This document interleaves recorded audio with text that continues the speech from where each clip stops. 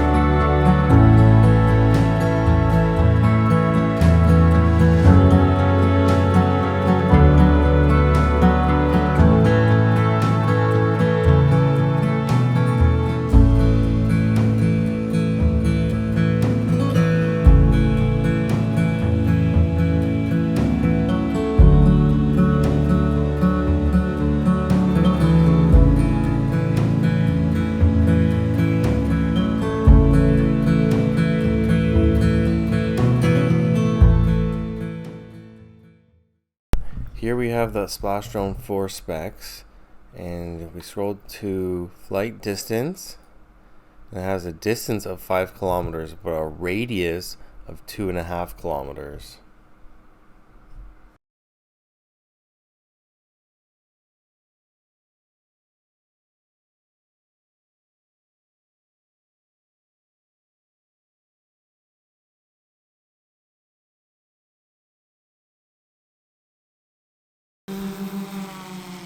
Yo, what's up? SD4 range test. Let's do it.